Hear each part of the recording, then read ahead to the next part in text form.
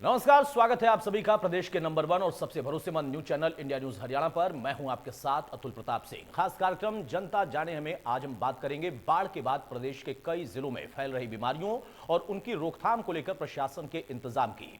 प्रदेश में बाढ़ का कहर करीब 12 जिलों में है। 590 से ज्यादा गांव अभी भी बाढ़ की चपेट में है। 30 से ज्यादा शहर ऐसे हैं जहां जल भराव या बाढ़ का असर अभी भी है। बाढ़ के बाद अब प्रशासन के सामने स्वास्थ्य संबंधी चुनौतियां बढ़ गई हैं। प्रदेश में कई तरह की बीमारियों का खतरा बढ़ गया है। डेंगू, चिकनगुनिया के मरीजों की तादाद लगातार बढ़ रही। 26,000 से ज्यादा लोगों में कई बीमारियों के लक्षण मिले हैं, तो वहीं 24 घंटे के अंदर 500 से ज्यादा बुखार के मरीज भी सामने आए।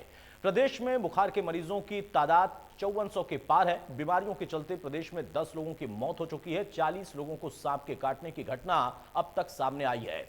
यानी बाढ़ के चलते सर्पदंश के केस भी बढ़ गए। और ऐसे में बाढ़ के दावों को लेकर जो प्रशासन अब तक तमाम दावे करता रहा है, सरकार एक्शन में नजर आती हुई दिखाई दी। वहीं स्वास्थ्य संबंधी चुनौतियों को लेकर प्रशासन की तैयारी कैसी है और कितना और उसमें इजाफा करने की जरूरत है, जनता जाने में इसी मुद्दे को समझने की कोशिश करेंगे। क्योंकि ये चुनौती न सिर्फ आपदा और बाढ़ तक थी, बल्कि बाढ़ के बाद अब बीमारी का खतरा बढ़ता गया। सीजनल बीमारियां तो होती हैं, उसके साथ साथ बाढ़ की वजह से, पानी के जलभराव की वजह से डेंगू, चिकनगुनिया और अन्य तरह की बीमारियों का खतरा और बढ़ गया है। लगातार केसेस सामने आ रहे हैं।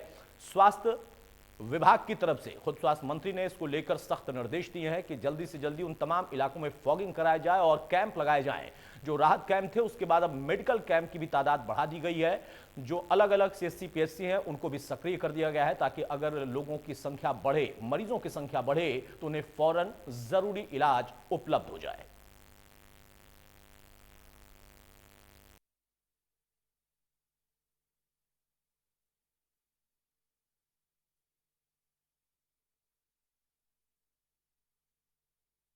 तो 26,000 से ज्यादा लोगों में कई बीमारियों के लक्षण अब तक सामने आए हैं। यह आंकड़ा सामने आया। तस्वीर आप देखिए कैसे एक बुजुर्ग अपने उस इलाके की सफाई करता हुआ, और तमाम जगहों पर जो प्रशासनिक टीम है वो वहां पर मौजूद है। इन दो तस्वीरों में देखिए जो 12 जिले हैं जिनको बाढ़ग्रस्त घोषित किया गया है। 12 जिलों में बाढ़ से आफत अभी भी बनी हुई है और उसकी वजह से बीमारियों का खतरा भी बढ़ गया है। 30 से ज्यादा शहरों में इस वक्त अभी भी बाढ़, जल भराव या फिर उसके बाद जो पानी उतरा है उसकी वजह से, गंदगी की वजह से भी समस्या बढ़ती दिख रही। मेरी लोगों से अपील है कि वो जैसे मौसम चल रहा है तो पूरी बाजू के कपड़े पहने, मच्छरदानी लगा के सोएं, अपने घरों में कुछ भी कीटनाशक जो भी है वो इस्तेमाल करें। जो बाहर भी अगर जाना है, बच्चे जैसे शाम को बाहर खेलते हैं तो उनको पूरी बाजू के कपड़े पहना के भेजें। और अगर किसी को घर में आकस्मिक तेज बुखार आ जाता है या जोड़ों में दर्द है तो नज़दीकी स्वास्थ्य केंद्र में जाके उसकी जाँच कराएँ, अपने आप दवाई ना लें। गंबूजिया मछली साफ पानी में छोड़ी जाती है तो उसमें जो भी लार्वा पनपता है किसी भी मच्छर का, तो वो उसको खा जाती है। ये एक बायोलॉजिकल कंट्रोल मेथड है डेंगू, मलेरिया, चिकनगुनिया से बचने के लिए। डिस्ट्रिक्ट में 13 पीएचसी और 7 सीएचसी हैं जिन पर गुम्बुजिया फिश पहुँचाई जा चुकी हैं। अगर कोई मनुष्य या आदमी गुम्बुजिया फिश लेना चाहता है तो वहाँ से पीएचसी सीएचसी से अगर उसके घर के आसपास पानी खड़ा है और वो 7-8 दिन से नहीं सूखता है और गहरा पानी है, तो वहाँ से वो मुफ्त में स्वास्थ्य विभाग से प्राप्त कर सकता है और वहाँ पर वो छोड़ सकता है, या हमें बता भी सकता है कि वहाँ पर मेरे घर के आसपास पानी खड़ा है, तो स्वास्थ्य विभाग द्वारा भी मछलियाँ छोड़ी जा सकती हैं। डेंगू की बीमारी जो है हमारे बगल में ही गुड़गांव है, जो मेट्रो सिटी है, वहाँ काफ़ी मरीज आते रहते हैं। जैसे ही कोई बुखार आता है तो हम उसका प्लेटलेट काउंट करवाते हैं। इसमें क्या होता है, प्लेटलेट काउंट डाउन हो जाता है। यदि प्लेटलेट काउंट ठीक रहता है तो हमें कोई चिंता वाली बात नहीं होती। ज़्यादातर जो क्रेजी होती है वो प्लेटलेट काउंट कम होने से होती है। हेल्थ डिपार्टमेंट के द्वारा ग्रामीण और शहरी क्षेत्र दोनों के लिए टीम्स बनाई गई हैं। तो जहां भी जल भराव होगा या हमें लगेगा कि मच्छर पैदा होने की आशंका है, वहां पे हम छिड़काव कराएंगे। परंतु पहले प्रयास में हमारी यही कोशिश है, हमारा यही प्रयत्न है कि कहीं भी जल भराव की स्थिति ना रहे। मैंने विभाग को आदेश जारी कर दिए थे कि स्वास्थ्य के लिए जो दवाइयाँ छिड़कवाने का काम है, जो फॉगिंग है, आजकल ये काम लोकल बॉडीज़ को दे रखा है, म्यूनसिपल कमेटियों को और पंचायतों को। उन्होंने फॉगिंग मशीनें खरीद भी ली, लेकिन जहाँ पर जिस भी विभाग के पास या दायित्व है उन सबको कहा है कि जहाँ पर खुला पानी है उस पर दवाई छिड़कने के लिए और फॉगिंग कराने के लिए सबको बहरहाल सवाल इस बात का है कि बाढ़ के बाद बढ़े बीमार, प्रशासन कितना तैयार? डेंगू चिकनगुनिया से निपटने की जो तैयारी थी वो तैयारी जमीनी तौर पर लोगों के लिए कितनी फायदेमंद साबित हो रही है? शहरों में बाढ़ का खतरा और अस्पतालों में मरीजों की संख्या बढ़ने का भी खतरा है और उसकी तादाद बढ़ती जा रही है। स्वास्थ्य विभाग का फॉगिंग को लेकर इंतजाम क्या है? हालांकि स्वास्थ्य मंत्री अनिल विज ने खुद ये कह दिया है कि हर एक इलाके में फॉगिंग तेज कर दी जाए और दवाओं को या फिर अन्य जो सुविधाएं हैं उनको भी बढ़ा दिया जाए। हमारे साथ कुछ खास मेहमानों से मैं आपको तारुफ कराता हूं। विजेंद्र नेहरा हैं, बीजेपी प्रवक्ता, बहुत स्वागत है विजेंद्र जी आपका। वेद प्रकाश विद्रोही हैं, कांग्रेस के प्रवक्ता, बहुत स्वागत है विद्रोही साहब आपका। और डॉक्टर सुशीला सैनी हैं, डिप्टी सीएमओ यमुनानगर की, बहुत स्वागत है डॉक्टर सुशीला आपका। डॉक्टर सुशीला, मैं शुरुआत आपसे ही कर रहा हूं। सरकार की तरफ से तो निर्देश दे दिए गए हैं, लेकिन आप लोगों के लिए चुनौती बड़ी होगी, क्योंकि एक तरफ सीजनल बीमारियां और उसके साथ साथ अचानक से बाढ़ की वजह से, गंदगी की वजह से डेंगू चिकनगुनिया की केस बहुत तेजी से इजाफा हो रहा है, या एक सामान्य स्थिति अभी बनी है? देखिए, पिछले साल के मुकाबले इस बार जैसे बारिश का मौसम जल्दी शुरू हो गया और बाढ़ भी आई है, तो कुछ एरियाज में फ्लड आया है, तो उसकी वजह से थोड़ा जल्दी शुरू हो गया है। मच्छर जनित बीमारियों का सीजन में जैसे पहले से थोड़े इस बार केसेस ज्यादा हैं, पर स्वास्थ्य विभाग ने अपनी तैयारियां पहले से ही पूरी कर ली थी।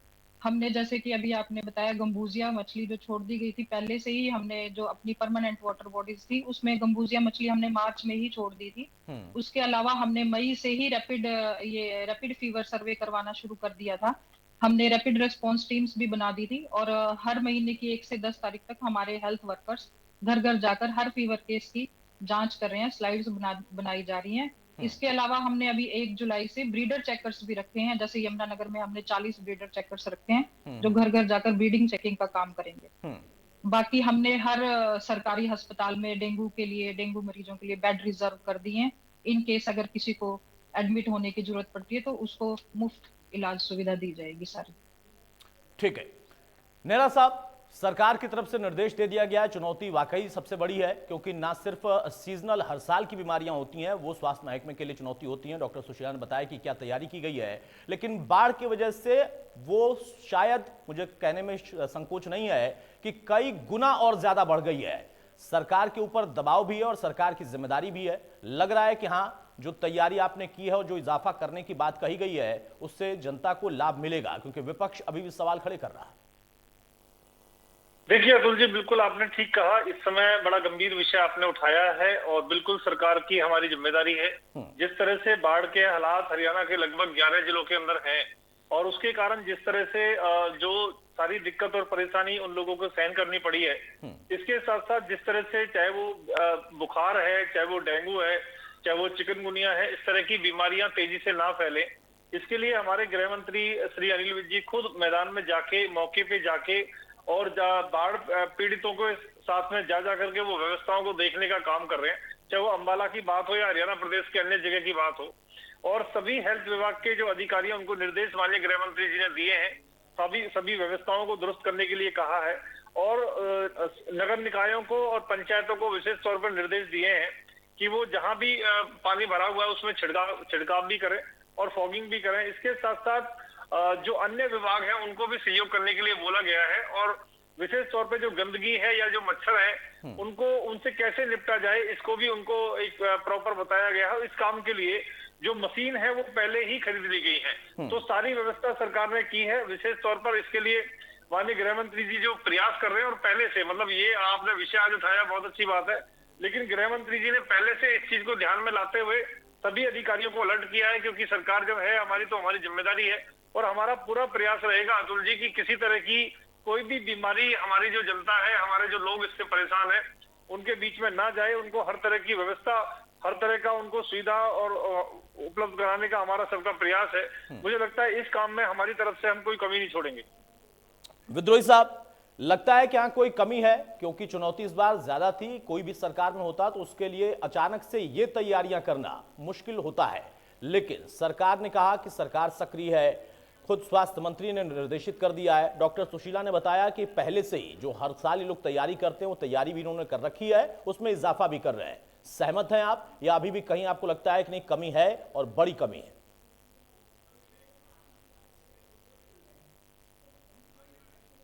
विद्रोही साहब, अच्छा मेरे को पूछ रहे हो, माफ करना भाई अतुल जी, आपको बहन डॉक्टर सुशीला जी को और भाई विजेंद्र नेहरा जी को और आपके दर्शकों को मेरा नमस्कार।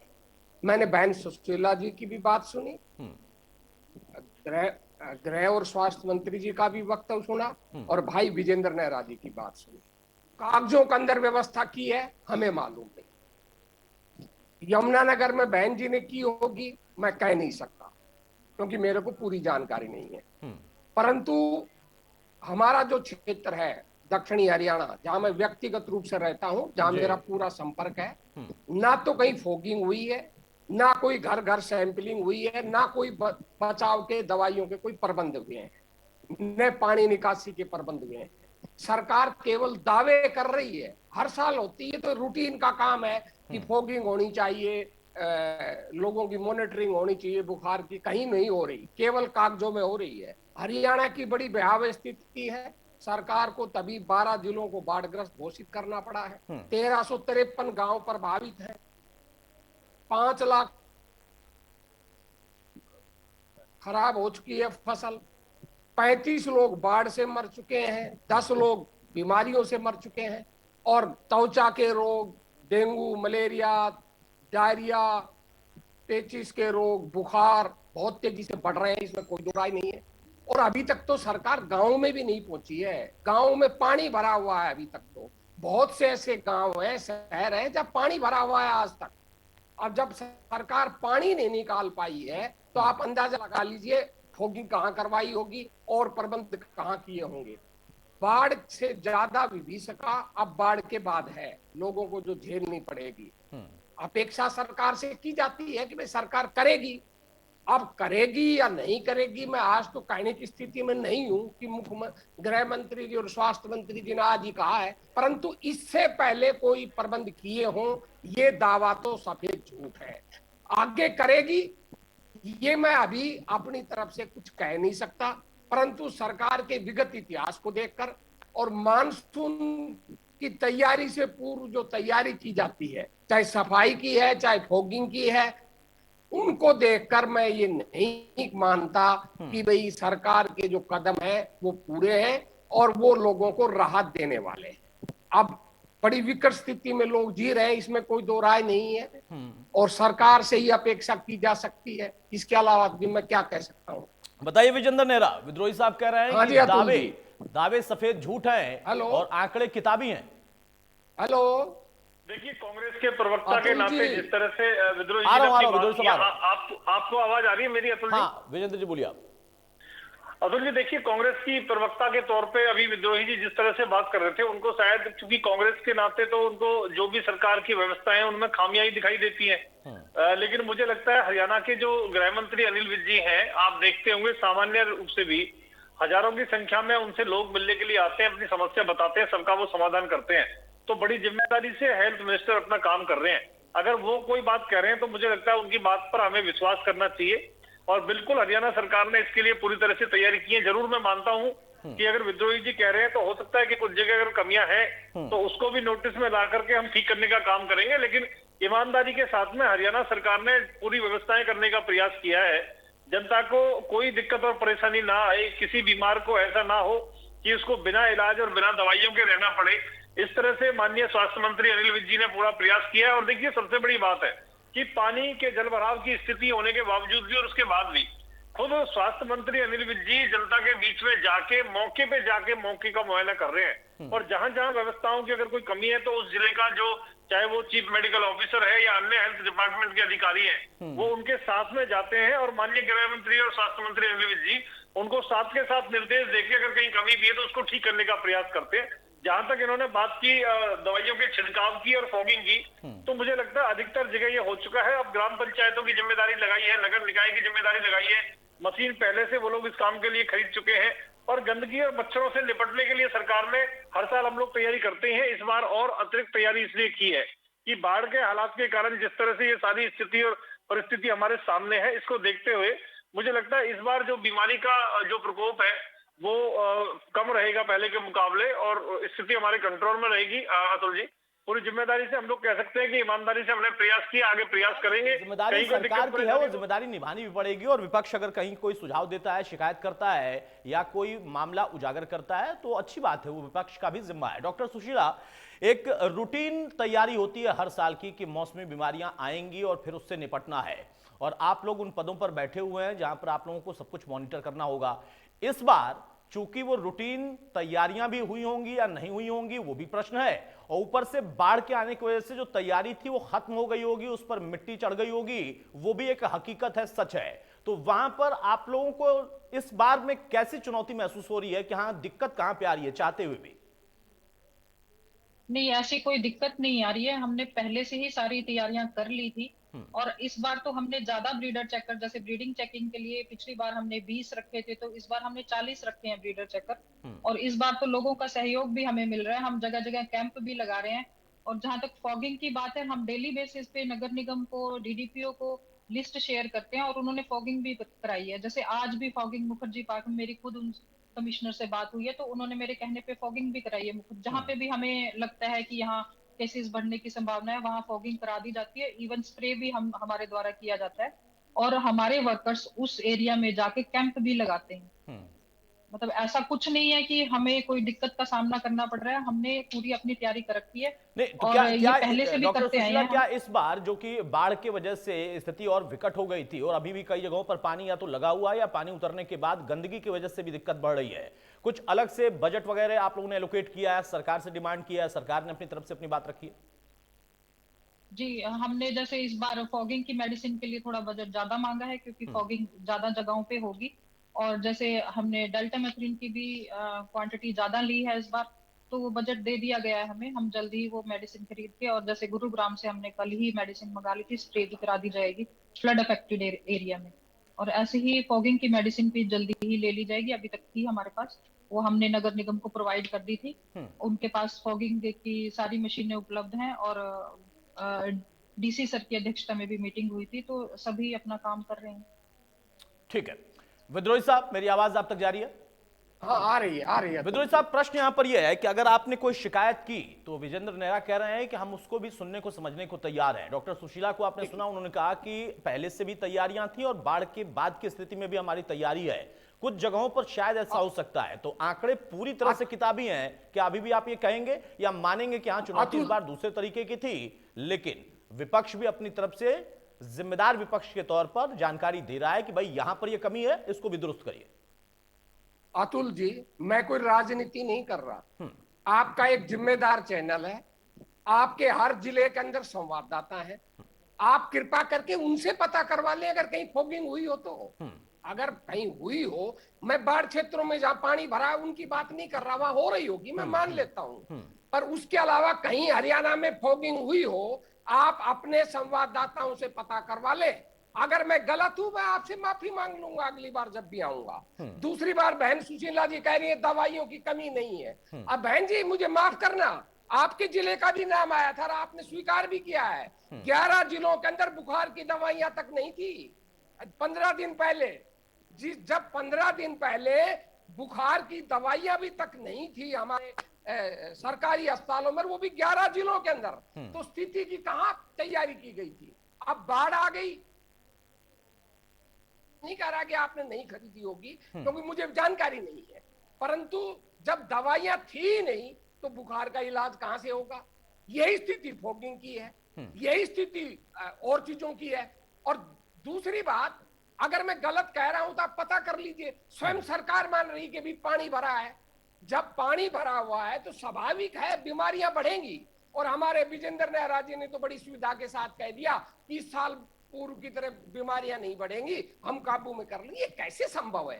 ठीक है, सरकार प्रयास कर भी रही होगी, मैं सरकार की ईमानदारी और गंभीरता पर भी सवाल नहीं उठा रहा, पर क्या ये बात आप मान लेंगे कि पूर्व की तुलना में अब की बार बीमारियां नहीं बढ़ेंगी? अजी बीमारियां बढ़ेंगी नहीं, पूर्व की तुलना में कम से कम 50 गुना ज्यादा बीमारियां बढ़ेंगी। बिल्कुल बिल्कुल सही बात, सही बात। एक सेकंड सर, इन्होंने कहा हमारे स्वास्थ्य मंत्री जी बड़े सक्षम हैं, बहुत जाते हैं। आप मुझे बता दीजिए, कभी वो अंबाला कैंट से बाहर गए हैं क्या?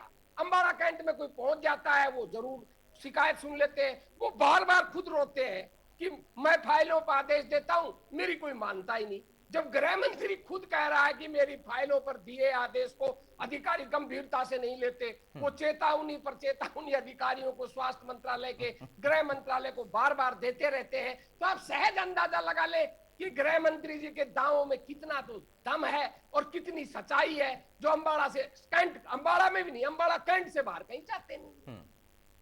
बताइए नेहरा साहब, तो ये विद्रोही साहब कह रहे हैं कि अगर कुछ गलत वो कह रहे हैं तो अपनी बात को खारिज भी करेंगे, माफी भी मांगेंगे। वो कह रहे हैं कि हो सकता है बाढ़ग्रस्त इलाकों में इस वक्त सक्रियता प्रशासन की बढ़ गई हो, लेकिन ओवरऑल पूरे हरियाणा की अगर बात करें तो फॉगिंग भी नहीं हो पा रही। देखिए अतुल जी, जिस तरह से वेद प्रकाश जी बात कर रहे थे, मुझे लगता है वो खुद कांग्रेस की जो आपसी गुटबाजी और जो आपस में कांग्रेस में नेताओं में धड़ेबाजी रहती है उसको लेकर परेशान है, इसलिए वो हरियाणा हमारी सरकार के ऊपर भी उस तरह का। मैं आपके बीच में नहीं बोला था, मैं आपके बीच में नहीं बोला था वेद प्रकाश जी, आपका कहने का जो नहीं मैं वो आपके बीच में नहीं बीच बोला में नहीं बोल रहे हैं, लेकिन नेहरा साहब उनका ये कहना है कि इसमें राजनीति तो कहा है, राजनीति तो उन्होंने की नहीं, उन्होंने सवाल पूछा। इसलिए मैं कह रहा हूँ, मैं सुनिए, मैं इसलिए कह रहा हूँ अतुल जी कि उन्होंने जो अनिल विज जी के बारे में कहा कि अनिल विज जी के बारे में जो उन्होंने कहा कि अनिल विज जी के कहने के बावजूद काम नहीं होते, मैं इनकी जानकारी के लिए बता दूं कि अनिल विज जी हरियाणा सरकार के उस पावरफुल मंत्रियों में शामिल है जिनके कहने से सारे काम होते हैं। आप ये दिखाने का प्रयास कर रहे हैं, अभी ये कहने का प्रयास कर रहे हैं कि जिस तरह की गुटबाजी कांग्रेस पार्टी में है उस तरह का प्रयास आप भाजपा में दिखाने का प्रयास कर रहे हैं। मेरा सिर्फ ये कहने का मतलब है कि अनिल विज जी जो काम कहते हैं वो सारे काम होते हैं, और उन्होंने आज तक कभी भी नहीं कहा कि अधिकारी मेरी बात नहीं मानते हैं। एक दो ऑर्डर थे जिसमें अमल नहीं हुआ था, उसमें बाद में अमल हो गया था, इसलिए इस तरह की बात प्रचारित करने का प्रयास ना करें तो वो ज्यादा बेहतर है। दूसरा, जिस तरह से आपने कहा हरियाणा प्रदेश के एक भी सरकारी अस्पताल के अंदर वेद प्रकाश जी, अगर आप ये बता दें कि दवाइयां की कमी है तो अभी आप नाम बताएं, उसके बाद मैं सीएमओ को यहाँ लाइन पे जोड़ के आपको विवरण बताता हूँ। दूसरा, हमने सरकारी अस्पताल के साथ साथ जो प्रधानमंत्री जन औषधि केंद्र है जो हर जिले के अंदर अच्छी संख्या में खुले हुए हैं, जिसके अंदर नाम मात्र के रेट के ऊपर बहुत सस्ती दवाई आम जनता को मिलती है, वो वहां से भी दवाई जाके ले सकते हैं। और इसके साथ साथ जो भारत सरकार हमें, जो केंद्र सरकार हमें सहयोग कर रही है, अभी आर्थिक पैकेज भी भारत सरकार ने देने का काम किया है। और जिस तरह से तमाम जो सुविधाएं भारत सरकार के साथ हरियाणा सरकार के हेल्थ विभाग ने की है, मुझे लगता है किसी भी तरह की कोई भी दिक्कत और परेशानी हमें नहीं है। हर तरह की सुविधा जनता को हम लोग देंगे, कोई दिक्कत और परेशानी नहीं होने देंगे। ठीक है, और ठीक जो है विद्रोही साहब बहुत जल्दी से काउंटर, करेंगे। उसके बाद डॉक्टर सुशीला के पास में जाऊं। देखिए अतुल जी, अगर मैं आपसे, मैं नेहरा जी से नहीं पूछ रहा, मैं आपसे ही पत्रकार के नाते पूछ रहा हूं, क्या आपने स्वास्थ्य मंत्री, गृह मंत्री के कई बार अखबारों में बयान नहीं पढ़े? आपने मीडिया बाइट में नहीं देखा कि वो खुद कह रहे हैं मेरी फाइलों पर कोई काम अधिकारी नहीं करते? क्या वो बार बार चेतावनी नहीं देते हैं? दूसरी बात, ये कह रहे हैं केंद्र सरकार ने ग्रांट दी, अभी तक ग्रांट का एक पैसा भी नहीं दिया है। जो केंद्र सरकार ने पैसा रिलीज किया है सभी राज्यों, सुन लीजिए सर सुन लीजिए, मैं बता रहा हूं ना, 280 करोड़ रुपए केंद्र सरकार ने पैसा डिजास्टर मैनेजमेंट के तहत दिया है, वो बाढ़ से पूर्व हर राज्यों को मिलता है। वो ग्रांट रिलीज किया है जो ऑलरेडी पहले ही सैंक्शन थी। वो बाढ़, उसको आप स्पेशल बाढ़ राहत नहीं कह सकते, वो रूटीन का पैसा है जो राज्यों का अधिकार है, जो हर वर्ष बाढ़ से पहले दिया जाता है। वो पैसा रिलीज किया है, भारत सरकार की तरफ से हरियाणा में आर्थिक सहयोग मिला है। मैंने ये कहा भारत सरकार की तरफ मैं से कह रहा हूं आर्थिक सहयोग मिला है। दिया है, वो बाढ़ का पैसा मैनेजमेंट, डिजास्टर मैनेजमेंट के तहत जो ऑलरेडी। ठीक है, लेकिन विद्रोही साहब स्पेशल पैकेज की भी बातचीत चल रही है, उसकी डिमांड भी सरकार की तरफ से की गई है और हो सकता है कि उस पर जल्दी कोई फैसला भी हो जाए। बहरहाल अब समय नहीं, माफी चाहूंगा। डॉक्टर सुशीला, बहुत संक्षेप में, राजनीतिक लोगों के पास जाएंगे तो राजनीति होती है, लेकिन यहाँ पर सुझाव के तौर पर एक डॉक्टर के नाते आप क्या देंगे कि लोगों को सावधानी क्या बरतना है? बहुत संक्षिप्त। जी सर, देखिए, हमारे स्वास्थ्य मंत्री जी ने भी अपील की थी, जो हमने पंचायतों तक भी पहुंचाई थी, कि हर लोग अपने घरों में हर रविवार को सूखा दिवस मनाएं। सप्ताह में एक बार अपने कूलर, टंकियां वगैरह जो भी हैं उनकी साफ सफाई रखें, और जो टंकियां जो अनकवर्ड हैं, जो खुली पड़ी हैं, उनको ढक के रखें। जैसे टूटे बर्तन पड़े होते हैं, सावधानियां बरतनी होंगी, लेकिन राजनीतिक तौर पर वो चर्चा जरूर होगी, जो कि विद्रोही साहब ने कहा अगर कहीं कमी है तो उनका अधिकार है कि उस बात को उठाएं, जिम्मेदारी अपनी निभाएं। और विजेंद्र नेहरा साहब सरकार में हैं तो उनकी जिम्मेदारी है कि अगर कहीं से कमियां उजागर होती हैं, जो कि खुद सरकार कहती है कि हमें पता चले तो हम उसको जल्द दुरुस्त करेंगे, तो उस पर भी फोकस सरकार का है। दिक्कत इस बार ज्यादा इसलिए बढ़ सकती है, तो आप लोगों को सतर्क भी रहना होगा, ये सुझाव के तौर पर डॉक्टर सुशीला ने कहा, क्योंकि बाढ़ के बाद की परिस्थितियां थोड़ी सी भिन्न है। बहुत शुक्रिया विद्रोही साहब आपका, निरा साहब आपका, डॉक्टर सुशीला आपका। तो मौजूदा दौर में बाढ़ का खतरा फिलहाल जब खत्म हो रहा है तो उस बीच में बीमारियों का खतरा बढ़ रहा है। सरकार भी संज्ञान लेकर उस पर एक्शन मोड में काम कर रही है, अधिकारियों को निर्देशित किया गया है।